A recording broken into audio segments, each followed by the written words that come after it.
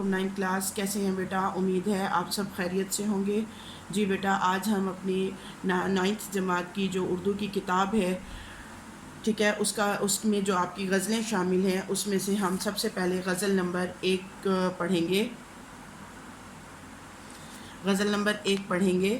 جی، غزل number 1 کے جو شاعر ہیں وہ میر تقی میر ہیں، اور میر ان کا تخلص ہے. ٹھیک ہے، ان کا پہلا شعر دیکھ لیتے ہیں. ہستی اپنی حباب کی سی ہے، یہ نمائش سراب کی سی ہے. ہستی، سب سے پہلے مشکل الفاظ دیکھ لیتے ہیں. ہستی زندگی، حباب پانی کا بلبلا، پانی کے بلبلے کو کہتے ہیں. ٹھیک ہے، نمائش دکھاوا، سراب دھوکا. میں نے یہاں پر معنی لکھ دیے ہیں تاکہ آپ کو شعر کا مفہوم سمجھنے میں جو ہے وہ آسانی ہو اور آپ بآسانی اس کی تشریح کر سکیں.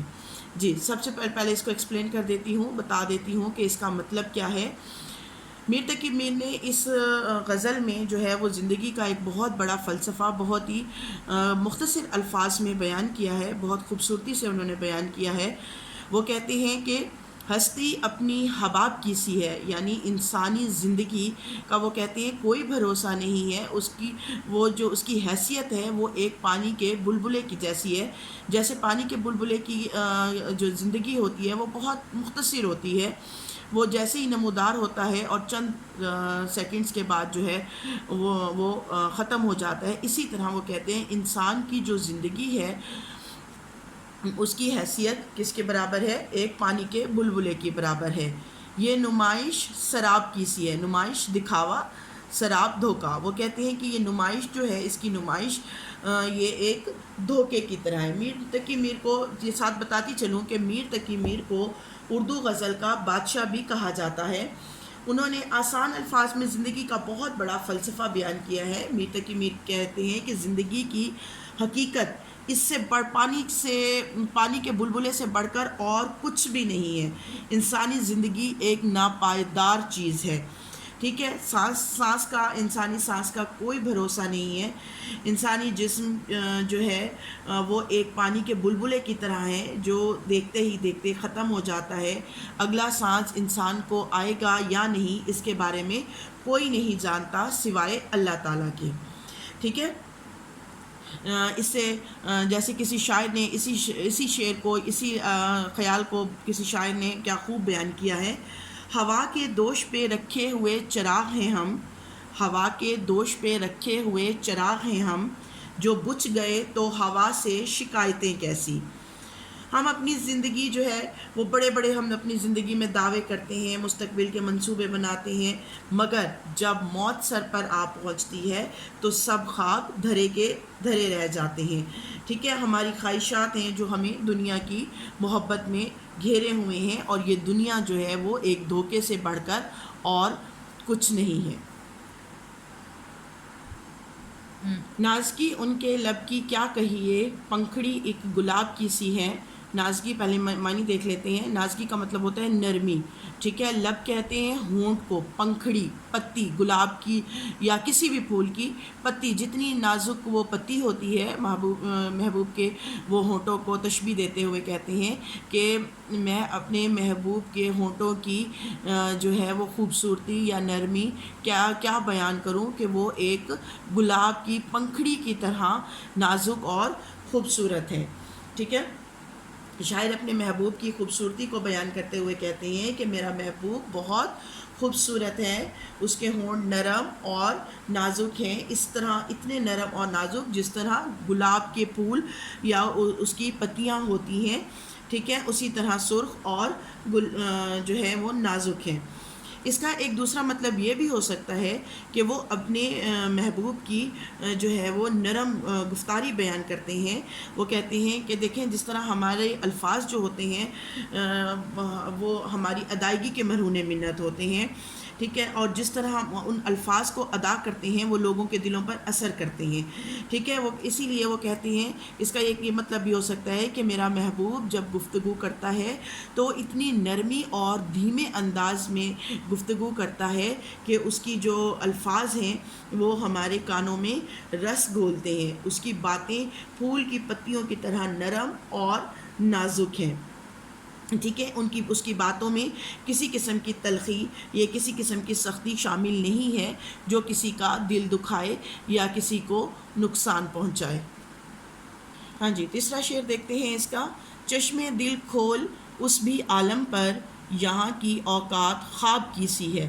چشم کہتے ہیں آنکھ کو، ٹھیک ہے، چشم دل یعنی دل کی آنکھ، عالم کہتے ہیں دنیا کو، یہاں سے مراد ہے یہاں، اوقات کا مطلب یعنی حیثیت، وقت نہیں حیثیت، ٹھیک ہے، یہ اس کا لفظی مطلب ہو گیا۔ اب دیکھیں شاعر کہتے ہیں کہ انسان کو مخاطب کرتے ہوئے کہتے ہیں کہ اے انسان، تو اپنے دل کی آنکھ کھول، اس دنیا میں اپنے دل کی آنکھ کو کھول اور پھر اس دنیا کو دیکھ، تو تجھے احساس ہوگا کہ اس دنیا کی حیثیت یا اس دنیا کی جو زندگی ہے وہ ایک خواب سے بڑھ کر اور کچھ نہیں، یہاں کی زندگی جو ہے وہ صرف ایک خواب کی طرح ہے۔ میر تقی میر کا یہ شعر حقیقت کے بہت قریب تر ہے۔ میر کہتے ہیں کہ ہم اس دنیا میں تھوڑی دیر کے لیے آئے ہیں، ٹھیک ہے، اس دنیا میں آ کر ہم خواب غفلت میں پڑ گئے ہیں، ہمیں دوسری دنیا کی کوئی فکر نہیں، جو ہماری اصلی زندگی ہے، دوسری زندگی، ابدی زندگی، جہاں ہم نے مرنے کے بعد رہنا ہے اور ہمیشہ ہمیشہ رہنا ہے، ٹھیک ہے، اور اس کے لیے ہم کوئی تیاری نہیں کرتے، اور وہی ہماری حقیقی زندگی ہے۔ موجودہ زندگی تو ایک خواب کی طرح ہے، اور جب ہم اس دنیا سے چلے جائیں گے تو ہمیں ایسا لگے گا کہ ہم صرف خواب دیکھ رہے تھے، اور وہ خواب جو ہے وہ چند لمحات کا خواب تھا۔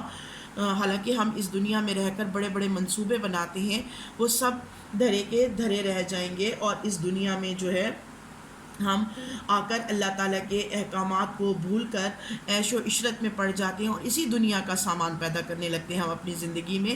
ہم اپنی زندگی کے لیے، ہم آخرت کی زندگی کے لیے کوئی سامان نہیں پیدا کرتے۔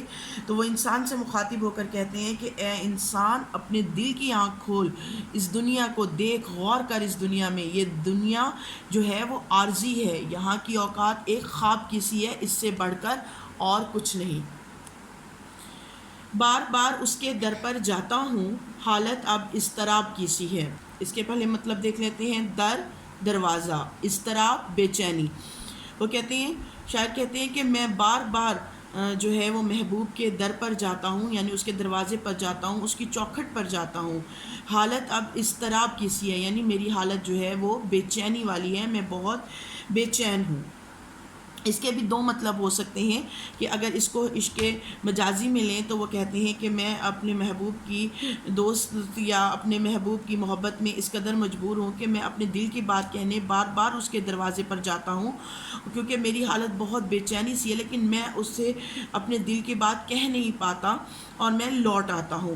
اگر اس کو عشق حقیقی کے معنی میں دیکھیں تو وہ دیکھیں، جب انسان جو ہے وہ بے چینی کا شکار ہوتا ہے تو وہ اپنے رب سے رجوع کرتا ہے، تو وہ کہتے ہیں کہ میں بار بار جو ہے وہ اللہ کے دروازے پر جاتا ہوں، اپنے رب کے پاس جاتا ہوں، اور اپنی بے چینی کے لیے جو ہے وہ اس سے دعا کرتا ہوں کہ کسی طریقے سے میرے دل کو جو ہے وہ چین آ جائے اور مجھے سکون مل جائے، ٹھیک ہے، اور اسی لیے وہ کہتے ہیں جی، وہ کہتے ہیں کہ میں بار بار اس کے در پر جاتا ہوں اور اپنی بات جو ہے وہ کہے بغیر واپس آ جاتا ہوں۔ اسی بات کو کسی اور شاعر نے کیا خوب انداز میں بیان کیا ہے۔ وہ کہتے ہیں، اگر تو ہم کلام ہو جائے، اگر تو ہم کلام ہو جائے، ہم فقیروں کا بھی کام ہو جائے، ٹھیک ہے۔ اس کے بعد ہم اگلا شعر دیکھتے ہیں۔ میں جو بولا کہا کہ یہ آواز اسی خانہ خراب کی سی ہے۔ خانہ خراب کہتے ہیں تباہ حال کو، جس کی حالت بگڑ گئی ہو، جس کی حالت بالکل تباہ ہو چکی ہو، ٹھیک ہے۔ وہ کہتے ہیں کہ شاعر کہتے ہیں کہ بہت ہمت اور حوصلہ جو ہے وہ جمع کر کے میں جب اس کے گھر پر جاتا ہوں اور اپنے محبوب سے کے بات کرنے کے لیے جو ہے وہ کوشش کرتا ہوں بات کرنے کی، تو میری آواز سن کر، وہ میری آواز پہچان کر میرا محبوب کہتے ہیں یہ آواز تو اسی برباد حالت میر کی ہے، وہ میری آواز سن کر مجھے پہچان جاتا ہے لیکن پھر بھی انجان بنا رہتا ہے۔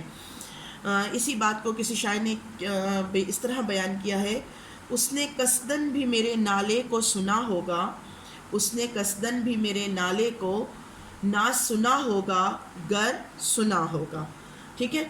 وہ اپنے محبوب کے انجان بننے پر جو ہے وہ بہت دکھ کا اظہار کرتے ہیں اور کہتے ہیں کہ اس نے میری بات بھی جو ہے وہ سننا گوارا نہیں کی، میرا طرف دیکھنا بھی گوارا نہیں کیا، اور جو ہے وہ میری آواز پہچان کر ہی کہا کہ یہ اسی تباہ حال میر کی آواز ہے۔ آتش غم میں دل بھنا شاید، دیر سے بو کباب کی سی ہے۔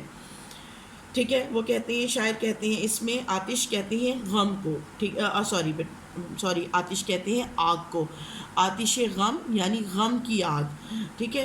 وہ کہتے ہیں کہ میرے جو دل میں اتنی غم ہے، اتنے میرے دل کو غم ملے ہیں کہ اب ان غموں سے میرا دل کیا ہو گیا ہے، جل گیا ہے، بھن گیا ہے، ٹھیک ہے، کیونکہ مجھے لگتا ہے کہ اب میرے اندر سے جو ہے وہ ایک بو سی آتی ہے جلنے کی، جیسے کباب جل گیا ہو۔ کباب انہوں نے اس لیے کہا ہے کہ دل جو ہے وہ ایک گوشت کا ایک لوتھڑا ہے، تو وہ کہتے ہیں کہ جس طرح آگ پر گوشت جلتا ہے تو اس سے بدبو اٹھتی ہے، تو اسی طرح میرا دل بھی غموں سے جل گیا ہے۔ میر تقی میر اس میں جو ہے وہ اپنی غم کی شدت بیان کرتے ہوئے کہتے ہیں کہ میرا غم اس قدر بڑھ گیا ہے اور مجھے لگتا ہے کہ اس غم کی آگ نے میرے دل کو جلا ڈالا ہے۔ انہوں نے اپنے دل کو کباب اور غم سے جو ہے وہ تشبیہ دی ہے اور کہتے ہیں کہ جس طرح آگ کباب کو جلا کر راکھ کر دیتی ہے، اسی طرح محبت کے غم نے میرے دل کو جلا کر راکھ کر ڈالا ہے، کیونکہ اب مجھے اپنے دل سے جلنے کی جو ہے وہ بدبو آتی ہے۔ میر ان نیم باز آنکھوں میں ساری مستی شراب کی سی ہے۔ یہ غزل کا مقطع، غزل کا مقطع جسے غزل کا آخری شعر کہتے ہیں، اس کی ایک شرط ہوتی ہے کہ اگر اس میں شاعر نے اپنا تخلص استعمال کیا ہے، یہ دیکھیں یہ تخلص، اگر مقطع میں آخری شعر میں شاعر نے اپنا تخلص استعمال کیا ہے تو وہ غزل کا مقطع کہلائے گا۔ اگر شاعر نے اپنا تخلص استعمال نہیں کیا تو بیٹا وہ غزل کا آخری شعر تو کہلائے گا مگر غزل کا مقطع نہیں کہلائے گا، ٹھیک ہے۔ تو یہ غزل کا مقطع ہے کیونکہ اس میں واقعی انہوں نے کیا استعمال کیا ہے، اپنا جو ہے وہ تخلص استعمال کیا ہے۔ میر ان نیم باز آنکھوں میں ساری مستی شراب کی سی ہے، ٹھیک ہے۔ وہ کہتے ہیں کہ میر اپنے آپ کو مخاطب کرتے ہوئے کہتے ہیں، نیم باز کہتے ہیں آدھی کھلی آدھی بند، ٹھیک ہے۔ مستی ایسی کیفیت جب انسان اپنے ہوش کھو دے، اور شراب ایک حرام مشروب جس میں انسان اپنے ہوش جو ہے وہ کھو دیتا ہے۔ شاعر کہتے ہیں کہ میرے محبوب کی آدھی کھلی اور آدھی بند آنکھیں یعنی نشیلی آنکھیں ایسی ہیں جیسے کسی نے شراب پی رکھی ہو، ٹھیک ہے۔ وہ اس کی تعریف کرتے ہوئے کہتے ہیں کہ جو ہے وہ اس کی جو آنکھیں ہیں وہ بہت ہی نشیلی ہیں، ایسے جیسے آدھی کھلی اور آدھی بند ہوں، اور جو اس کی آنکھوں کو بہت نشیلا بنا دیتے ہیں۔ وہ کہتے ہیں لیکن لوگوں کی آنکھیں جب ایسی نیم باز ہوتی ہیں تو وہ شراب کی وجہ سے ہوتی ہیں، لیکن میرا محبوب جو ہے وہ شراب نہیں پیتا، لیکن پھر بھی اس کی آنکھیں اتنی ہی خوبصورت ہیں جس کو دیکھ کر انسان جو ہے وہ اپنی ہوش و حواس جو ہے وہ کھو دیتا ہے۔ اسی بات کو کسی اور شاعر نے ان الفاظ میں بیان کیا ہے، وہ کہتے ہیں ان کی آنکھیں یہ کہتی پھرتی ہیں، ان کی آنکھیں یہ کہتی پھرتی ہیں